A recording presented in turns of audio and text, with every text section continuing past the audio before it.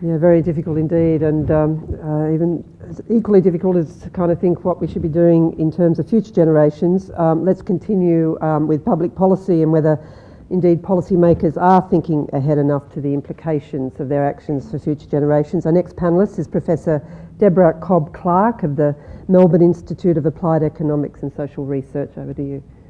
Okay, well, thank you very much for that.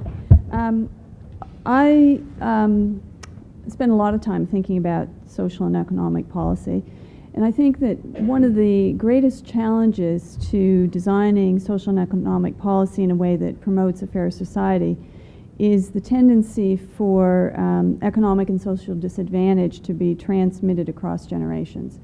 So the way to think about this is to think about the key characteristics, outcomes, or the life chances of individuals being limited to in some way by those same key characteristics, outcomes, and life chances of their parents. And you can think about this in terms of education, and I agree with what was said this morning, that the education of your parents just has huge implications for what happens to you in life. You can also think about it in terms of employment, so in terms of participation in jobs or the sorts of occupations that parents and children have. You can also think about an intergenerational correlation in wealth or in income, or just think about it in terms of social and economic disadvantage more generally. This tendency for outcomes to be linked in important ways from parents to kids makes the design of social policy really, really challenging. So to just give you a couple of examples, in Australia, if you grow up in a family that's heavily dependent on the income support system, by the time you turn age 18, you're about 2.5 times more likely than other kids to have not attended, to have been repeatedly late to school. Okay, my husband's a primary school teacher, and he tells me that this is a particular problem because most schools organize their school day so that literacy is always done first. So if your child is repeatedly late to school, it's not just that they're missing the first 30 or 40 minutes, they may be missing the entire literacy education that's being delivered in that primary school. You're also about 2.5 times more likely to have been expelled or suspended at school, 2.5 times more likely to have repeated a grade at some point along the way. You're more than twice as likely to have had contact with the police or the juvenile justice system, to have used illegal drugs, to have run away from home, to have hung out with a bad crowd. You're about 2.5 times more likely at age 18 to be a smoker. You're more likely to have weight issues, either low weight, high weight. You're less likely to have been in a gifted and talented program while in school, and you're also less likely to have participated in sporting activities or arts or private music lessons after school. By age 20, you're much more likely to have completed your education with year 10 or less. You're much less likely have earned an enter score for university. If you do earn an enter score, it's lower than your peers, and you're much less likely to be studying at university.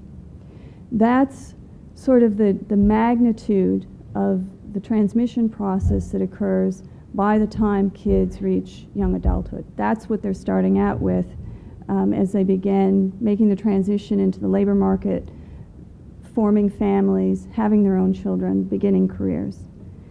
So if your goal is to be really focused on both prosperity and equity, then there's a lot of reasons to be concerned about this intergenerational transmission of disadvantage.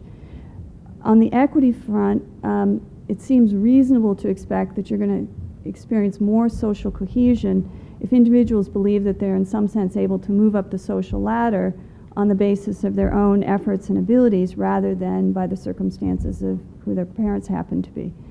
And so you can see intergenerational mobility, the ability to kind of move up or to move away from the circumstances of your birth, as a measure of equality of opportunity. There's also a lot of efficiency arguments for being concerned about this.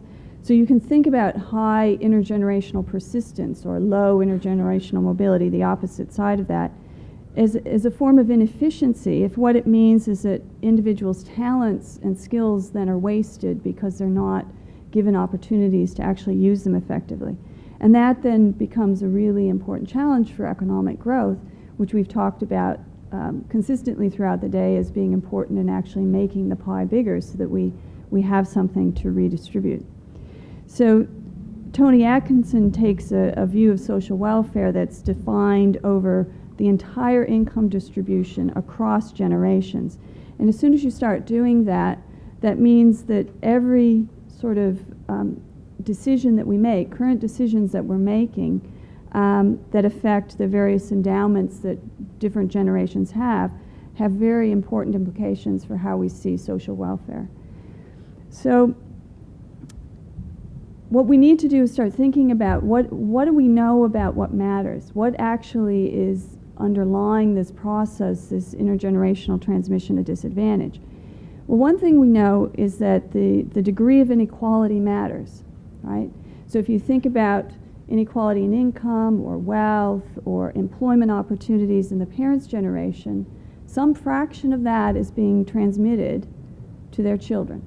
And obviously, the wider the inequality amongst parents, the more that's being transmitted to children. Taxes and transfers also matter. So the issue is not really so much the level of investment in human capital, it's about how progressive that investment is. So to what extent is it true that the government's investment in a child from a low-income family is a higher proportion than the investment that goes to children at the other end of the income distribution? And you can think about this as being about education, you could think about it as being about health, child development. The third thing is that institutions and the way we design them and the way we structure them can have enormous implications for intergenerational transmission of welfare. So to just to take the education example, which has come up, the way you finance private versus public schools. At what age do children enter school? Right? Earlier school entry is typically associated with less persistence across generations. At what age do you begin to track students into particular academic paths? How flexible is the system in allowing kids to move sort of from one path to another? So there's some really important policy challenges, I think, when you start thinking about things in an intergenerational context. It seems that the broad range of domains across which this transmission mechanism appears to occur is a particular challenge that makes it difficult to focus on one particular area. Income is important, and so certainly policies targeting providing resources to families with children is a sensible approach, but it's not a panacea. Not everything is going to be fixed with income. The way that we structure policy is going to matter. The way we finance policy is going to matter. How we tax to pay for schools or hospitals will have implications intergenerationally. At the same time, we do very little to evaluate or to think about that intergenerational dimension when we're making decisions about policy. So we need more of a culture, I guess, of thinking about the intergenerational impacts of a lot of the policies that we're proposing. Thanks very much.